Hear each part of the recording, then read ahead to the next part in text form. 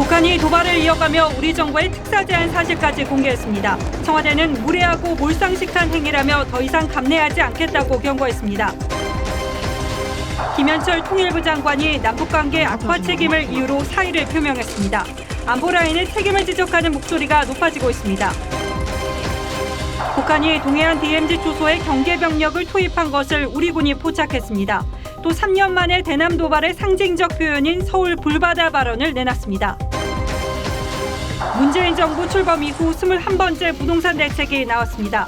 전세 대출이 강화돼 강남 서초 지역에선 3억 원 초과 아파트 구입 시 전세 대출을 바로 갚아야 합니다. 강력한 규제를 해버리면 정말로 실수요자들이 집을 사고 싶어도 못 사는. 검찰이 일본군 위안부 피해자인 기로녹 할머니의 가족을 참고인 신분으로 조사했습니다. 쉼터 소장의 돈 세탁 의혹을 수사하려는 것으로 보입니다. 서울시청역에서 근무하는 안전관리요원 3명이 코로나에 감염됐습니다. 서울 한복판에 방역망이 뚫렸다는 위기감이 커지고 있습니다.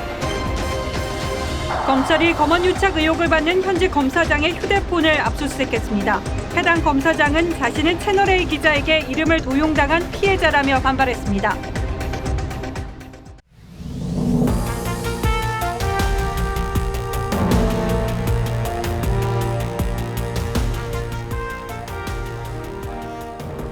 여러분 안녕하십니까? 뉴스9의 신동욱입니다. 어제 개성 남북연락사무소를 폭파한 북한이 오늘 조선중앙TV 방송 첫 순서로 폭파 장면을 내보냈습니다. 마치 우리 보란 듯 자랑스럽게 공개했습니다.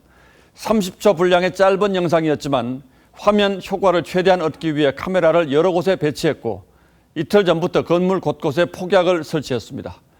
김여정의 담화부터 폭파 그리고 공개에 이르기까지 모든 것이 잘 짜여진 각본에 따라 실행에 옮겨진 것으로 보입니다. 다만 우리만 몰랐을 뿐입니다. 먼저 이채현 기자가 보도하겠습니다. 북한 조선중앙TV가 파란 하늘 아래 우뚝 선 개성 공동연락사무소를 비춥니다. 화면이 바뀌더니 굉음과 함께 순식간에 건물은 산산조각납니다. 옆에 있던 15층짜리 개성공단 지원센터 건물은 간판이 떨어져 있고 외벽이 무너져 골격을 드러냅니다. 북남 공동연락사무소가 6월 16일 14시 50분 요란한 폭음 속에 참혹하게 완전 파괴됐습니다. 북한은 이 영상을 다른 각도에서 반복해 보여주는데 최소 2대 이상의 카메라를 건물 앞뒤에 배치한 것으로 보입니다. 민홍철 국회 국방위원장은 김여정 부부장의 발언 다음 날부터 군에서 연락사무소 동향을 살폈는데 폭파 이틀 전 건물에서 불꽃이 튀는 것을 관측했다고 했습니다.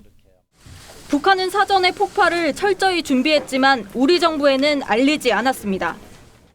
여기 와 있는 상황 동안에 벌어진 일이기 때문에 조금 더 정확한 상황을 확인해 봐야 될 것 같습니다. 하지만 싱가포르 대북 민간단체 조선 익스체인지는 트위터를 통해 북한이 이틀 전 이메일을 통해 연락사무소 폭파를 알려왔다고 했습니다. TV조선 이채연입니다. 북한의 잇따른 대남 비난에도 직접 대응을 자제해오던 청와대가 오늘은 수위 높은 경고 메시지를 냈습니다. 이번 정국을 주도해온 김여정을 겨냥해서 무례하고 몰상식하다고 했습니다. 북한의 도발이 도를 넘었다고 판단한 듯합니다. 청와대의 기류 변화는 뭘 뜻하는지 김보건 기자가 취재했습니다. 청와대는 오전 8시 30분부터 1시간 반 동안 정의용 안보실장 주재로 NSC 상임위 긴급 화상회의를 개최했습니다. 회의 직후 윤도한 국민소통수석이 나서 김여정을 직접 비난하는 이례적인 반응을 보였습니다. 취지를 전혀 이해하지 못하고 매우 무례한 어조로 폄훼한 것은 몰상식한 행위입니다. 북측에 이러한 사리 분별 못하는 언행을 우리로서는 더 이상 감내하지 않을 것임을 분명히 경고합니다. 김여정이 이틀 전 문재인 대통령의 6.15 공동선언 20주년 메시지를 철면피한 궤변이라고 비난한 걸 문제 삼은 겁니다. 청와대는 또 비공개로 해오던 특사 제안까지 북한이 공개한 것에도 기본적인 예의를 갖추라고 성토했습니다. 대북 특사 파견 제안의 취지를 의도적으로 왜곡한 처사로서 강한 유감을 표명합니다. 북측은 앞으로 기본적인 예의를 갖추기 바랍니다. 다만 북한이 2인자 입지를 굳힌 김여정을 내세운 상황에서 청와대가 윤도환 국민소통수석을 앞세운 건 또 다른 논란을 낳고 있습니다. 문재인 대통령은 오늘 문정인 통일외교안보 특보, 임동원 전 국정원장 등과 오찬을 함께하면서 현재의 상황을 두고 굉장히 실망스럽다고 말한 것으로 전해졌습니다. 북한이 공동연락사무소를 폭파한 데 이어 우리 국가 원수까지 모독하자 청와대도 인내의 한계를 느낀다며 대응이 불가피하다는 쪽으로 의견을 모은 걸로 전해졌습니다. TV조선 김보건입니다. 이렇게 청와대 강경 발언이 나온 뒤 김현철 통일부 장관이 남북 관계 악화에 책임을 지고 물러난다며 전격적인 사퇴 의사를 밝혔습니다. 여권에서는 이참에 청와대 외교안보실 개편을 서둘러야 한다는 목소리가 커지고 있습니다. 보도에 신은석 기자입니다. 김현철 통일부 장관이 오늘 오후 예정에 없이 기자실을 찾아 남북관계 악화에 책임을 지고 물러나겠다고 했습니다. 분위기를 쇄신하는 계기를 마련하는 것도 저에게 주어진 책무가 아닐까. 누군가는 책임을 져야 한다. 김 장관은 오늘 오전 청와대에 사의 표명을 했다고 밝혔습니다. 남북관계 악화에 대해 현 상황을 예상할 수 있었던 시점이 있었다며 누군가 책임져야 한다고 생각했던 겁니다. 문 대통령은 이틀 전 6.15 선언 20주년 축사에서 현 상황이 안타깝다고 했습니다. 조심스럽게 임했지만 충분히 다하지 못했다는 심정입니다. 여권에선 청와대 안보라인이 책임을 져야 한다는 목소리도 나옵니다. 대북라인 투톱인 정의용 안보실장과 서훈 국정원장이 남북관계를 주도해왔던 만큼 현 안보라인으로는 관계 개선이 쉽지 않다는 겁니다. 문 대통령과 외교안보 원로 오찬에선 특사 제안 등 안보라인의 정책 판단에 대한 비판도 나온 것으로 전해졌습니다. 세술은 세부대에 담아야 한다 하는 차원에서 심기일전에서 새 출발한다는 차원에서는 무언가 좀 변화도 있어야 되지 않을까. 정치권에선 안보라인 책임론이 불거지면서 김 장관이 청와대와 사전 교감 없이 먼저 사의를 밝혔을 가능성도 거론됐습니다. TV조선 신은서입니다. 그러나 북한은 오늘도 비방을 멈추지 않았습니다. 문재인 대통령이 특사 파견을 제의했다는 사실까지 공개하며 매우 저급한 표현의 비난을 쏟아냈습니다. 그제 대통령의 6.15 연설에 대해서도 온갖 원색적인 표현을 다 동원했는데 이번 역시 김여정이 전면에 나섰습니다. 고서정 기자가 전하겠습니다. 북한 조선중앙통신은 우리 정부의 대북 특사 파견 요청 사실을 폭로했습니다. 특사 파견을 간청하는 서푼짜리 광대극을 연출했다면서 불경스러운 태도라고 했습니다. 특사는 정의용 안보실장과 서훈 국정원장으로 하며 방문 시기는 가장 빠른 북측이 희망하는 날짜로 하겠다는 구체적인 내용까지 공개했습니다. 그러면서 특사 파견을 불순한 제의라면서 김여정 제1부부장이 불허한다는 입장을 전했다고 했습니다. 국제사회의 원칙과 규범에 완전히 어긋난 행동으로서 상무 간에 필요한 그런 비밀을 지켜주는 최소한의 기준도 지금 지키지 않고. 김여정 제1부부장의 담화에서는 문재인 대통령의 6.15 공동선언 20주년 연설을 직접 거론하며 뻔뻔스럽다고 했습니다.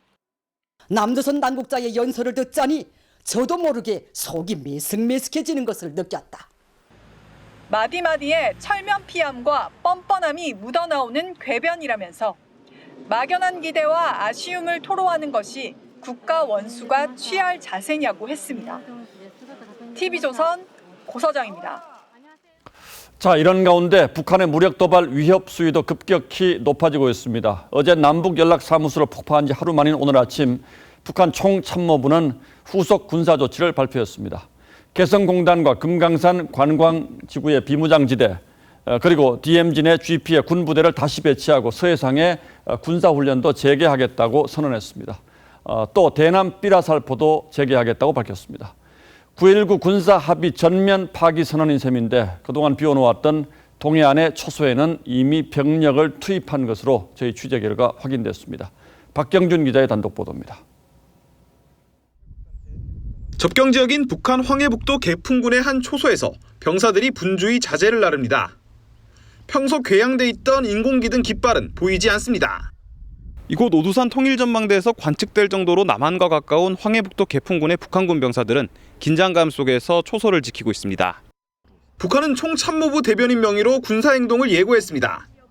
서남 해상전선을 비롯한 전 전선에 배치된 포병 부대들의 전투 지길 근무를 증강하고 강원도 동부전선 쪽 북한군 초소에는 이미 병력이 투입됐습니다. 동부전선을 지키는 22사단 관계자는 북한군이 최근 동해안 빈초소에 병력을 투입해 경계를 강화했다고 했습니다. 철원군 인근 최전방 북한군 부대에선 군인들이 철모를 쓴 채 총에 착검한 모습이 우리 군에 관측되기도 했습니다. 북한이 예고에 따라 서해 NLL 부근에서 훈련을 재개할 수도 있습니다. 서해 해상 적대행위 금지구에서 이루어지는 포사격 훈련 이런 것들을 했을 경우에는 9.19 남북 군사합의를 파기했던 의미와 다를 바 없지요. 북한은 9.19 합의 이후 NLL 인근에서 기동훈련을 자제해왔지만 훈련이 이뤄질 경우 무력 충돌로 이어질 가능성이 있습니다. 해군 관계자는 북한이 NLL 인근에서 훈련하면 경고방송과 경고사격 등 교전 수칙에 따라 대처하겠다고 했습니다. TV조선 박경주입니다. 북한은 2003년 이후 비무장 상태였던 금강산과 개성공단 지역에 연대급 부대를 재배치하겠다고 선언했습니다. 한때 남북 화합의 상징적인 장소였던 개성과 금강산이 군사 전진 기지로 바뀌게 된다면 그동안 우리 정부가 기울여온 남북 화해 노력이 허망하게 원점으로 돌아갈 수도 있는 상황입니다. 계속해서 윤동빈 기자입니다. 북한군은 오늘 대적 군사 행동에 대한 구체적 계획을 발표했습니다. 금강산 관광지구와 개성공업지구에 이 지역 방어 임무를 수행할 연대급 부대들과 필요한 화력구 분대들을 전개하게 될 것이다. 노무현 정부 시절이던 2003년 금강산 관광특구가 확장되고 개성공단이 착공되면서 폐쇄하거나 뒤로 물렀던 인근 부대들을 다시 원위치시키겠다는 겁니다. 오늘 개성공단에선 북한군 병력 일부가 우리 군 당국에 포착된 것으로 알려졌습니다. 북한이 군부대를 재배치할 경우 금강산 인근 장전항에는 6호급 70톤 잠수정 기지가 다시 만들어질 가능성이 있습니다. 장전항을 에워싸고 있는 산 중턱에 240mm 방사포 부대도 다시 들어올 수 있습니다. 서울에서 39km 떨어진 개성에 2천여 명의 연대급 북한 병력이 재배치되면 우리 군에겐 큰 위협이 됩니다. 이른바 개성 문산 축선은 서울까지 가장 짧은 통로로 꼽힙니다. 과거 개성공단 지역에 있었던 62포병 여단은 방사포가 주력 화기입니다. 분당 40여 발을 발사하는 240mm 방사포와 분당 2발 발사가 가능한 170mm 장사정포는 서울을 직접 타격할 수 있습니다. 우리 군은 북한의 병력 재배치 규모에 따라 화력 수준을 강화할 것으로 보입니다.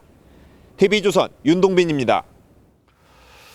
북한이 이렇게 우리를 군사적으로 압박하는 데는 비핵화 협상에서 뒷짐을 지고 있는 미국을 끌어내기 위한 포석도 있다는 게 대북 전문가들의 분석입니다. 그리고 지금까지 움직임을 보면 치밀한 로드맵을 만들어 놓고 하나하나 실행에 옮겨가고 있는 것으로 보이는데 이런 상황에서 오늘은 김정은의 전용기가 평양을 떠나 함흥 지역으로 향하는 것으로 확인되었습니다. 여기에 김정은이 타고 있었다면 인근 신포에서 신형 잠수함을 공개하거나 미국 본토를 겨냥할 수 있는 잠수함 발사 미사일 SLBM 개발 현장을 시찰할 거란 관측이 나오고 있습니다. 차정선 기자입니다. 오늘 오전 10시쯤 고려항공 소속 비행기 한 대가 북한 상공을 날아가는 모습이 민간 항공 추적 사이트에 포착됐습니다. 우크라이나산 안토노프 AN-148로 김정은 위원장이 현지 시찰을 위해 이용한 적이 있는 기종입니다. 평양 방면에서 북동쪽으로 향하던 비행기는 함경남도 요덕군 상공에서 신호가 사라졌습니다. 실제 김 위원장의 탑승 여부는 확인되지 않았지만 인민군 총참모부가 빠른 시일 내 군사행동을 예고한 만큼 김정은의 신포조선소 시찰 가능성이 제기됐습니다. 북한은 신포조선소에서 신형 3,000톤급 잠수함을 개발 중인데 여기에 탑재할 신형 SLBM을 공개할 거란 관측이 나옵니다. 항적 같은 것들을 공개를 하는 이런 행동들도 다음 행보를 직접적으로 노출시키지 않으면서도 자기의 의도를 이제 전달하기 위한 수단으로 볼 수는 있죠. 국회 정보위 민주당 간사인 김병기 의원은 제일 염려되는 게 SLBM이라며 그것까지 도발하면 파국으로 갈 것이라고 했습니다. 다만 군은 이번에 김정은의 직접 시찰 가능성은 높지 않은 걸로 보고 있습니다. TV조선 차정승입니다. 3년 만에 서울 불바다 발언도 다시 나왔습니다. 지금으로부터 26년 전인 1994년 처음 등장했던 이 표현은 남북 관계가 최악의 상황으로 치달을 때마다 북한이 우리를 위협할 때 쓰곤 했는데 이 표현이 다시 등장했다는 건 지금 상황이 그만큼 심각하다는 의미로 읽힙니다. 보도에 이태희 기자입니다. 2016년 4차 핵실험 뒤 북한 선전 매체가 공개한 이른바 서울 불바다 영상입니다. 북한 장사정포가 서울을 겨누고 청와대와 정부 청사, 국방부, 국정원 등이 잿더미로 변합니다. 북한 조선중앙통신은 오늘 파렴의 극치라는 제목의 논평에서 잊혀져가던 서울 불바다설이 다시 떠오를 수도 있다며 더 끔찍한 위협이 가해질 수도 있다고 위협했습니다. 북한이 서울 불바다를 처음 언급한 건 1994년. 여기서 서울이 멀지 않습니다. 전쟁이 일어나면은 불바다가 되고 말아요. 이 한마디로 남한에선 생필품 사재기 소동까지 빚어졌습니다. 북한은 2004년 이후에도 남북 관계가 경색될 때마다 불바다 발언을 반복했습니다. 시도 없이 태워버리는 복수의 불바다가 될 것이며 서울이건 인천이건 부산이건 역적 배당이 동지를 돌고 있는 모든 것을 불바다로 만들고 3년 전 문재인 정부 집권 초에도 우리 군 해상 사격 훈련을 비난할 때 사용됐습니다. 백령도나 연평도는 물론 서울까지도 불바다로 될 수 있다는 것을 명심하고 북한의 불바다 발언은 모든 책임을 우리에게 돌리면서 내부 결속을 강화하려는 의도로 풀이됩니다. TV조선 이태희입니다. 자, 상황이 심상치 않게 돌아가자 한미 양국도 대북 감시 태세를 강화했습니다. 하늘의 지휘소로 불리는 우리 군의 조기 경보기 피스아이가 24시간 경계에 들어갔고 미국의 정찰 자산들도 한반도 상공을 감시 중인 것으로 알려졌습니다. 합참은 북한이 군사 행동에 나설 경우 반드시 대가를 치르게 될 것이라고 경고했습니다. 최원희 기자가 보도합니다. 하늘의 지휘소로 불리는 우리 공군의 첨단 조기 경보기 피스아이는 지난 2016년 2월 북한이 쏜 장거리 미사일을 1분 2초 만에 탐지하기도 했습니다. 총 4대 중 정비창에 있는 한 대를 뺀 3대를 운영 중인데 군은 최근 상황을 감안해 피스아이의 감시 체제를 강화한 것으로 전해졌습니다. 평균 4-5시간인 채공 시간을 늘려 3대로 24시간 감시 체계를 구축했다는 게 공군 관계자의 설명입니다. 미국도 통신감청 정찰기와 주한미군 정찰기를 수도권 상공에 출동시킨 것으로 알려졌습니다.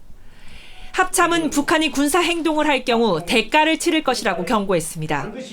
실제 행동에 옮겨질 경우 북측은 반드시 그에 대한 대가를 치르게 될 것이다.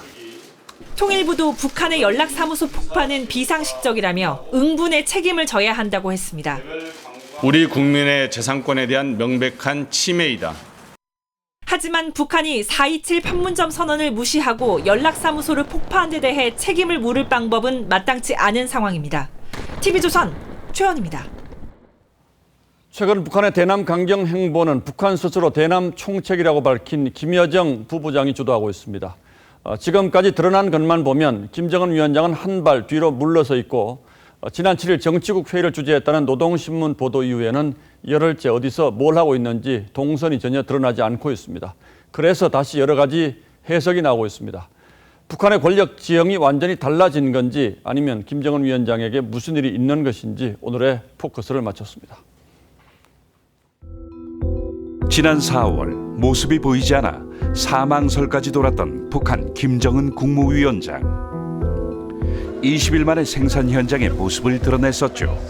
최고 영도자 김정은 동지께서 준공식에 참석하시어 이후 22일 만에 나타나고 김정은 동지께서 당중앙 군사위원회 보름 만에 다시 나오는 등 공개 활동이 뜸했습니다. 8일 정치국 회의에서 경제를 챙긴 게 마지막 동선 보도였죠. 국가무력의 최고령도자 김정은 동지께서 정상 간 합의로 움직였던 남북 관계가 악화일로를 걷는 상황에서도 단 한마디 없습니다. 대신 그의 여동생 김여정 노동당 제1부부장이 급부상했습니다. 지난 3월 청와대를 향해 저는 겁먹은 개라고 포문을 열더니 지난 4일에는 탈북민들을 쓰레기라고 비난했죠. 탈북자 쓰레기들이 반공화국 적대행위를 감행한 것과 관련하여 발표된 조선노동당 중앙위원회 제1부부장의 담화를 13일에는 남조선 것들과 결별할 때가 됐다. 남북 공동연락사무소가 무너지는 비참한 광경을 보게 될 것이라고 했고, 오늘은 문재인 대통령의 연설에 대해 철면피, 역스럽다고도 했습니다. 2년 전 모습을 떠올리니 확 달라졌습니다. 예, 대통령께서 마음 많이 챙기셔서 이렇게 뻔했습니다. 고맙습니다. 김 부부장의 급부상은 2인자를 용납하지 않는 북한 체제에서 이례적이라는 평가입니다. 해외에서는 김여정의 높아진 위상이 김 위원장의 건강 이상설에 새로운 불을 지폈다는 분석도 나오지요. 하지만 김 부부장의 발언이 즉시 실현된 걸 볼 때 김 위원장이 직접 지휘하고 있다는 분석이 우세합니다. 김정은의 위임을 받아서 김여정이 전면에 나서면서 강력한 대남 메시지, 대남 강경 정책을 주도하고 있다고 평가할 수 있습니다. 김 위원장이 직접 나서지 않고 결정적 시기에 해결에 나설 여지를 뒀을 가능성이 높다는 겁니다. 대남 평화 메신저로 나서며 북한에 대한 이미지를 바꿔놨던 김여정. 우리 김여정 부부장은 우리 남쪽에서 완전 스타 같아요. 팬클럽이 있을 줄 몰라요. 한국을 지렛대로 미국을 움직여보겠다는 북한의 구상이 먹힐 때까지 김여정의 얼굴에서 웃음기는 사라지지 않을지. 뉴스나인 포커스였습니다. 자, 여러 가지 뉴스를 보셨습니다만 오늘 일어난 일 가운데 가장 인상적인 장면은 청와대의 대응이 180도 달라졌다는 것일 겁니다. 그렇다면 앞으로 남북 관계가 어떻게 전개될지 문성묵 국가전략연구원 통일전략센터장과 함께 짚어보도록 하겠습니다. 자, 어서 오십시오. 네, 자, 어제 오늘 바쁘셨죠? 예. 자, 먼저 오늘 청와대가 의외로 대단히 강경한 입장문을 발표를 했는데 이건 어떻게 해석을 하십니까?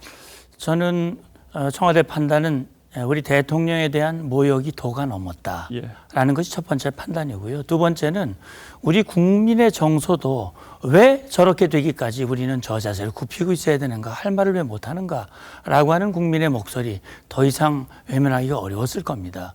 또 한 가지는 이제는 우리가 인내하고 차분하게 대응한다고 해서 북한의 태도가 당장 달라질 것 같지 않다. 그래서 이번에야말로 더 이상 감내하지 않겠다고 그랬거든요. 예. 그런 입장이 나온 것 같습니다. 과거의 전례로 보면 이렇게 강대강으로 우리가 좀 세게 나가면 북한이 더 세게 나올까요? 아니면 좀 주춤할까요? 어떻습니까? 제가 생각할 때는 이번의 경우에는 북한이 우리의 강경한 반응을 기다렸던 것 같습니다. 예. 어제 개성 공동연락사무소 폭파하고 청와대가 긴급 NSC 회의를 열고 유감을 표명하고 책임을 따졌거든요. 기다렸다는 듯이 장문의 김여정의 담화가 나왔습니다. 그 긴 담화가 밤새 쓰지 않았을 거예요. 아마도 미리 남측이 강하게 나오면 이렇게 한다라고 하는 대비. 따라서 당분간은 아마 우리가 강하게 나가는 거에 대해서 그걸 최대한 이용을 해서 남측을 흔들고 내부적으로는 김정은 위원장의 리더십을 더 부각시키고 이런 식의 행동을 할 가능성이 있습니다. 뭔가 시나리오는 이미 다 짜여져 있고 그들의 시나리오에 따라서 이제 우리의 내부에서 또 내분이 또 있을 수 있고 이런 것들 다 계산하고 있다 이제 이렇게 봐야 되겠죠. 현재는 그렇게 보여집니다. 자, 이제 현실적인 걱정을 좀 해보죠. 지금 북한 군인들이 이미 뭐 일부 초소에 들어왔다는 얘기도 있고 개성공단을 군사 기지화하겠다 이 얘기도 나왔는데 자 이렇게 되면 지금 우리 개성공단의 우리 기업들의 자산이 뭐 1조 원 가까이 9천억 원 이상 있다고 그러는데 이건 맞습니다. 지금 어떻게 되는 건가요? 예, 결국 우리로서는 두 가지 차원의 대비를 해야 됩니다. 하나는 북한의 그런 군사 행동에 대해서 합참도 발표했습니다만 이미 예고했던 총참모부의 그 담화가 행동으로 연결되고 예. 우리에게 물리적 피해를 안길 경우에는 강력히 응징하겠다고 얘기를 했거든요. 북한의 도발 여부는 우리의 강력한 대비태세, 응징 의지가 얼만큼 확실하게 전달되느냐가 중요하고요. 예. 우리 국민들의 재산을 보호하기 위한 대책이 필요합니다. 저는 어제 연락사무소 폭파한 거에 대해서 현재로서는 수다지 마땅치 않지만 만약에 추가로 우리 기업의 재산을 아무런 그 조치도 없이 일방적인 철거라든지 그런 식으로 조치한다면 강력한 그런 조치를 할 수 있는 대비를 전 해야 된다고. 정부 재산과는 또 좀 다른 차원이 있겠죠. 그렇습니다. 예.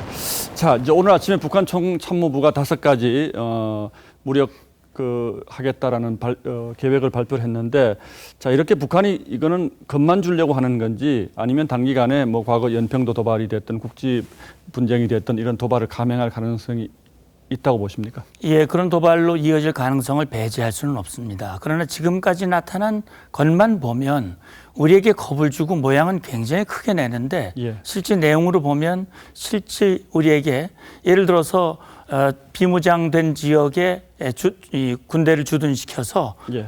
방어태세를 확고히 하고 요새화하겠다라고 했지만 방어태세를 강화하지 우리를 타격하겠다는 표현은 아직 하지 않고 있거든요.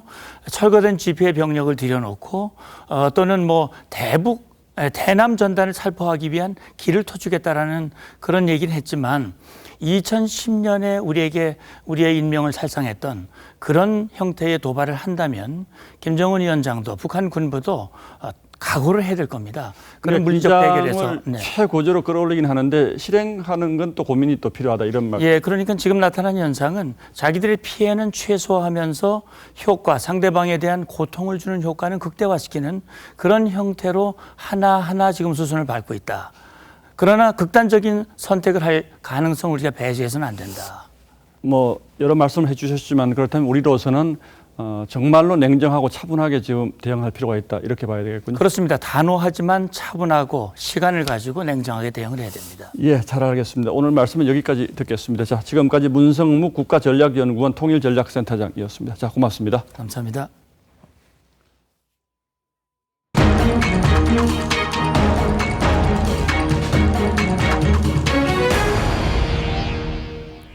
서울시청역에서 근무하는 안전관리요원 3명이 코로나에 감염됐습니다.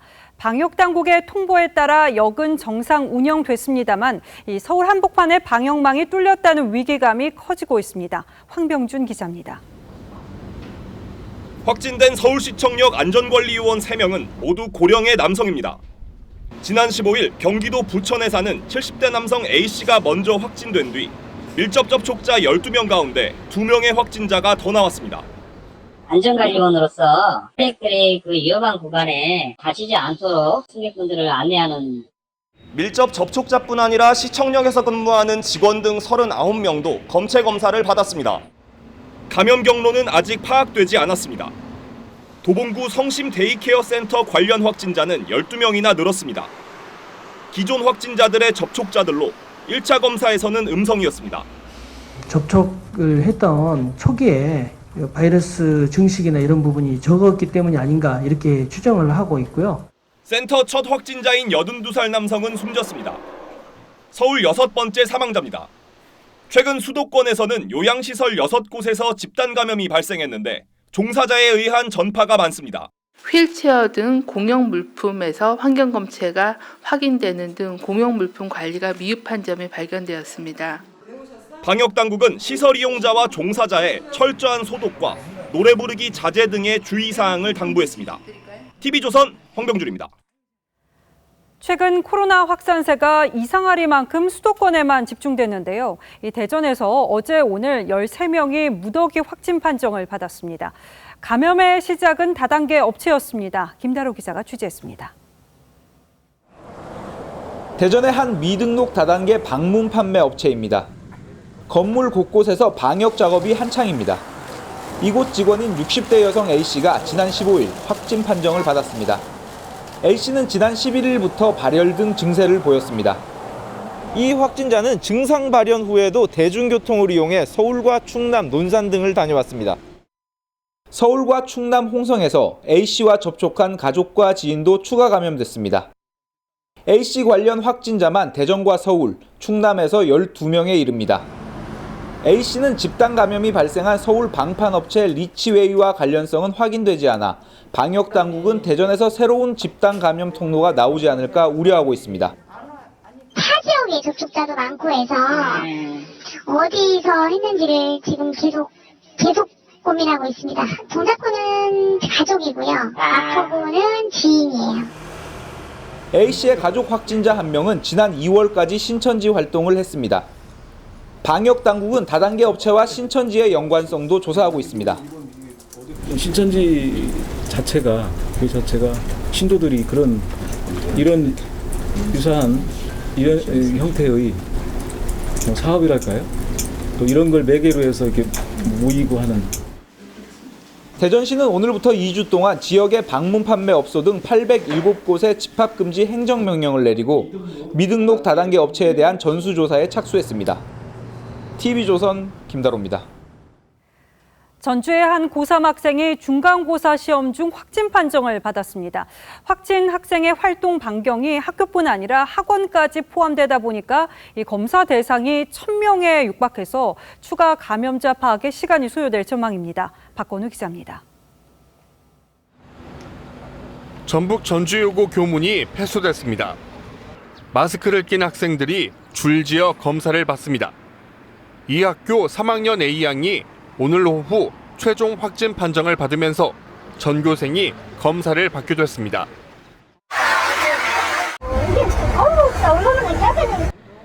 A양은 어제까지 등교해 중간고사를 치르던 중 발열 증상을 호소했습니다. A양은 오늘 오전 1차 양성 판정을 받았지만 학교 측은 예정대로 오늘까지 중간고사를 치렀습니다. 1시간도 못 남았으니까 이번 시 너무 오늘 끝이니까 끝났어요. 시험 내년에 되면 못 한다니까요. 방역당국은 오늘 전교생과 교직원 880여 명을 전수 검사했습니다. 학생들은 시험이 끝난 뒤 검사를 받고 집으로 돌아가 2주 동안 자가격리에 들어갔습니다. 경기 부천 덕산초에서는 50대 초등학교 6학년 담임교사가 확진되면서 등교가 중단됐고 교직원과 학생 등 164명이 검사를 받았습니다. 이 동선이 뚜렷한가 봐요. 6학년을 이제 담당하는 이제 선생님이었어갖고 다른 학년들하고 접촉이 없었고.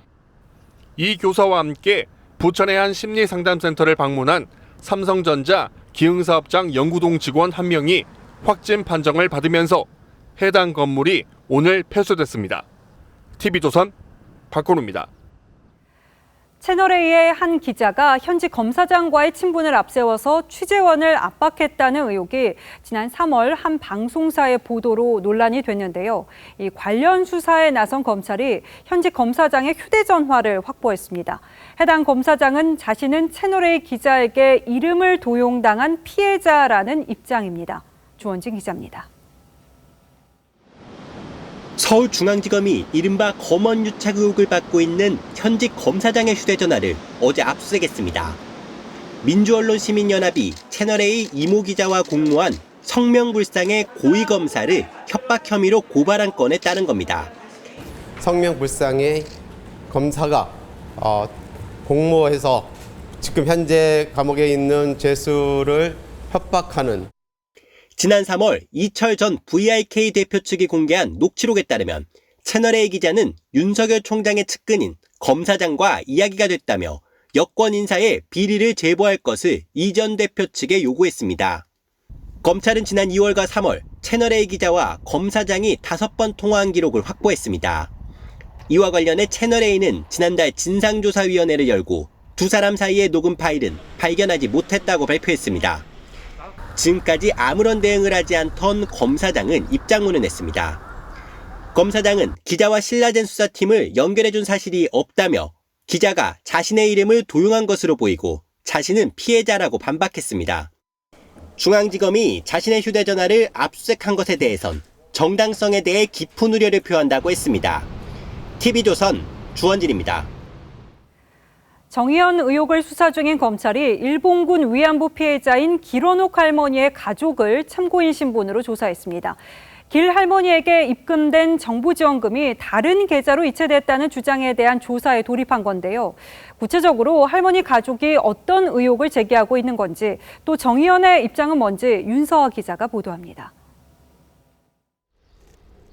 지난 6일 정의기억연대 마포쉼터 소장인 손모 씨가 숨진 채 발견된 직후 인터넷에 올랐다가 삭제된 댓글입니다.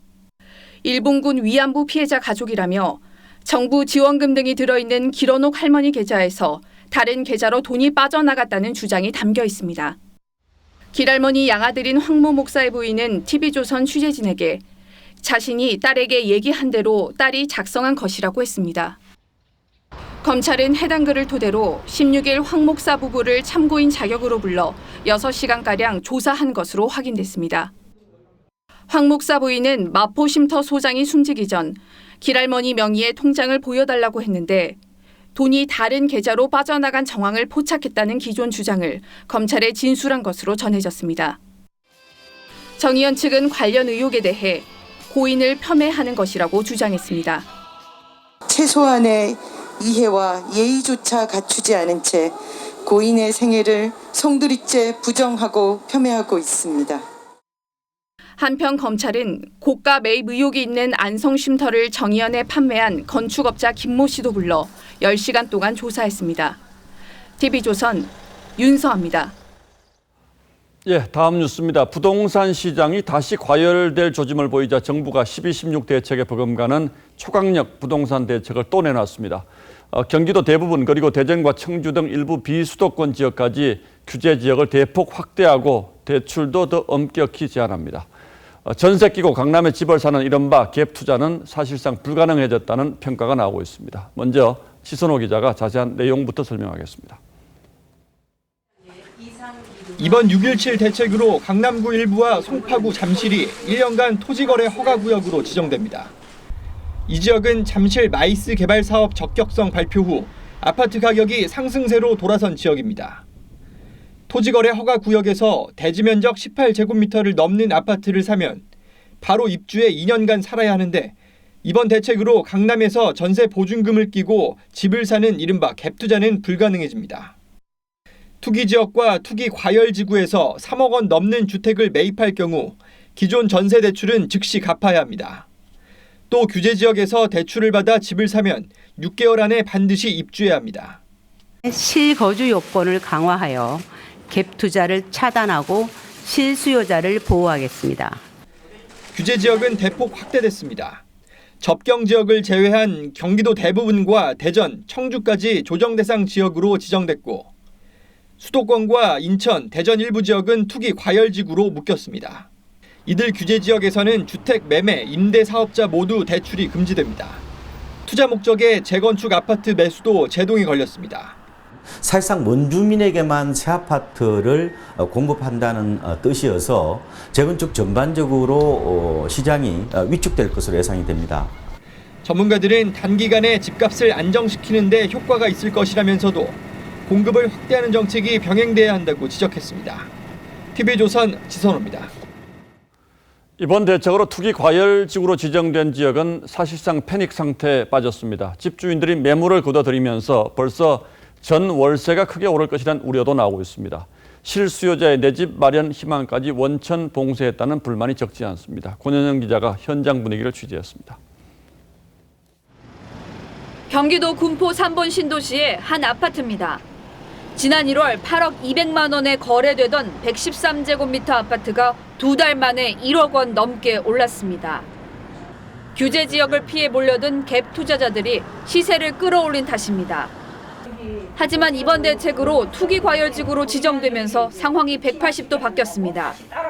갭 투자자들이 올려놓은 것 때문에 집값을 잡기 위해서 이런 강력한 규제를 해버리면 정말로 실수요자들이 들어오고 싶어도 집을 사고 싶어도 못 사는 규제 지역 내에서 주택담보대출을 받을 경우 무주택자도 무조건 6개월 내에 전입해야 하는 추가 대책에 전월세 가격이 폭등할 것이란 우려도 나옵니다. 사기가 어려울 때는 매매 금액이 항상 안 올라가고 전세나 월세가 올라갔던 걸 기억을 해요. 이런 상황은 규제 지역에 포함된 다른 지역도 마찬가지입니다.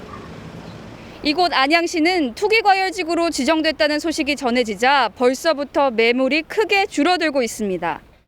이게 10건이면은 6건 정도 남아있다고 해야 되나? 그거만 전문가들은 초강력 부동산 규제로 당분간 부동산 시장의 열기가 잠잠해지겠지만 실수요자들의 내 집 마련 방법도 동시에 차단되면서 전월세값 폭등 같은 부작용이 예상된다고 진단했습니다.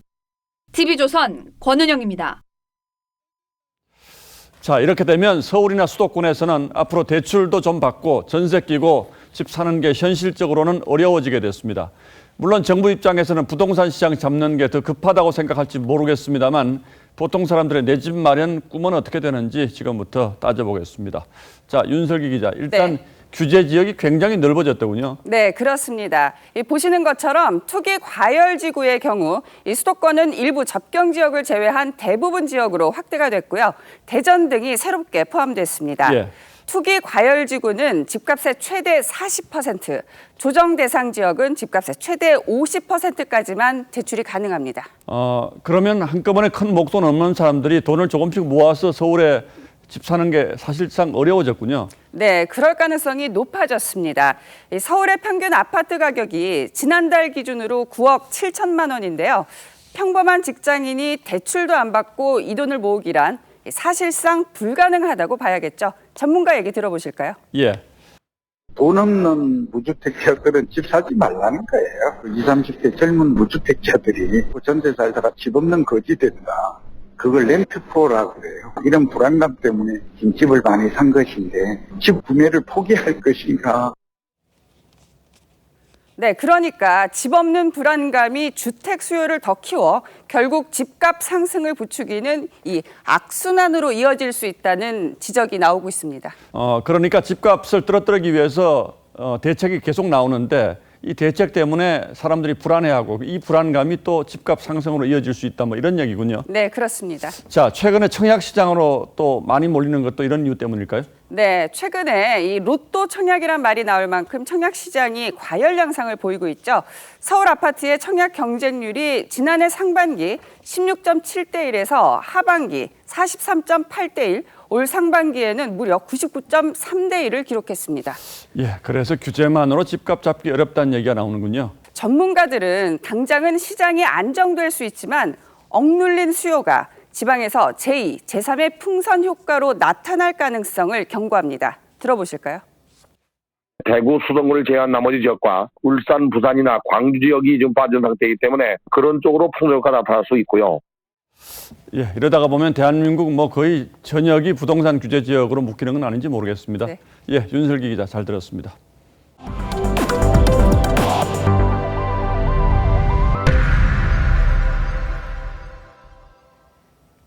부산의 한 LPG 충전소에서 가스 누출로 불이 났습니다.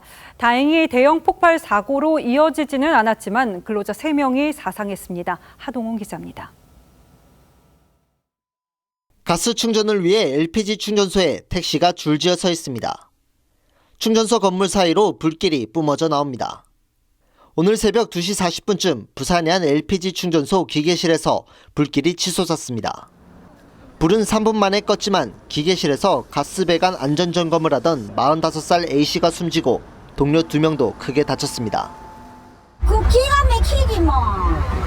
어이가 없다, 어이가 없어. 생긴 일은 그런 사고 없었거든. 와, 무섭지. 불이 난 기계실 안 가스 농도는 측정 가능한 최대 수치인 100ppm이 넘었습니다. 사고 당시 이곳 LPG 가스 충전소에서는 5년마다 한 번씩 진행하는 가스통 내부 검사를 하고 있었습니다. 불은 작업자들이 가스통에 들어있던 가스를 액화 처리해 탱크로리로 옮긴 뒤 시작됐습니다. 소방당국은 이 과정에서 새나온 가스가 바닥에 깔려 있었던 것으로 보고 있습니다. 계속 가스가 누출되고 있는 상황이었기 때문에 주수를 하고 배연을 하면서 가스 누출을 막았습니다. 경찰은 오늘 합동감식 결과를 토대로 정확한 화재 원인을 규명할 예정입니다. TV조선 하동훈입니다.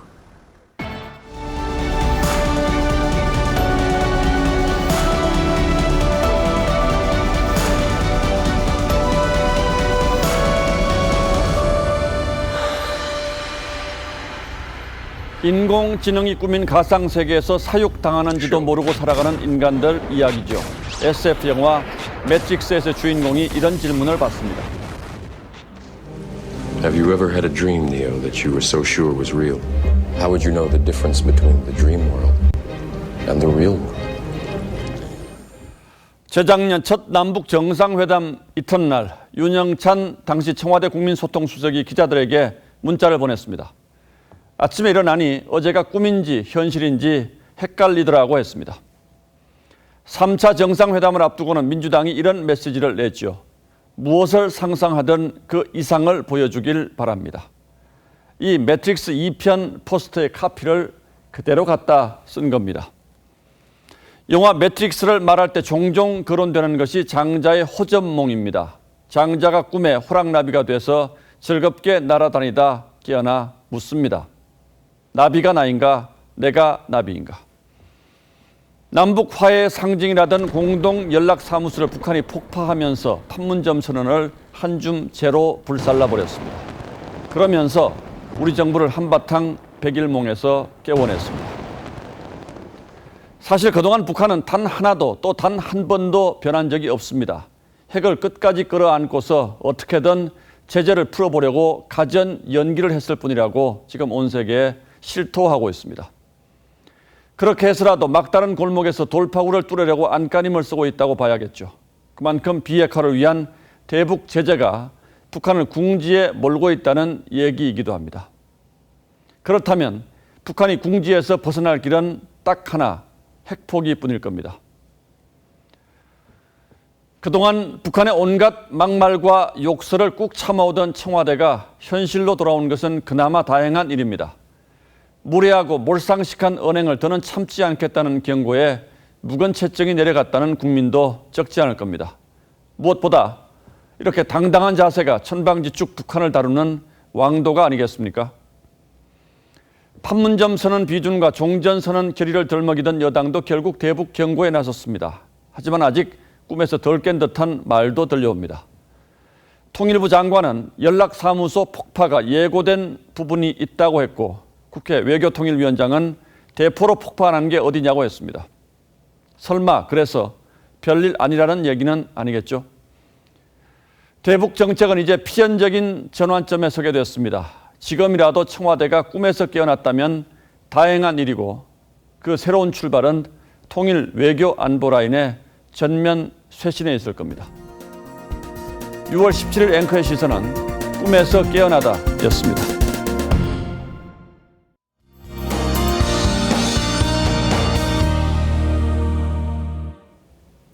내일은 우산을 챙기셔야겠는데요. 충청도와 남부 지역을 중심으로 내일 밤까지 비가 이어지겠습니다. 강원 영동 지역은 조금 늦게 내일 밤부터 비가 시작되겠고 모레까지 이어지겠습니다. 그때까지 내릴 강수량인데요. 제주와 전남 그리고 남해안 지역이 비상입니다. 얼마 전에도 이미 많은 비가 내려서 피해가 상당했던 곳인데요. 그래서 더 걱정입니다. 이번에도 물폭탄 수준인데요. 제주도는 200mm 이상, 전남과 남해안 지역은 100mm 이상이 쏟아지겠습니다. 그래도 비 덕분에 더위에서는 잠시나마 벗어날 수 있겠습니다. 내일 광주와 부산이 21도에 그치겠고요. 한편 비가 오지 않는 수도권 지역은 계속해서 더위를 견디셔야겠습니다. 서울이 28도까지 오르겠습니다. 주말부터 다음 주 초반까지는 비가 쉬어가겠고요. 대신 더운 날씨가 이어지겠습니다. 날씨였습니다. 6월 17일 수요일 뉴스9은 여기서 모두 마치겠습니다. 시청해주신 여러분 고맙습니다.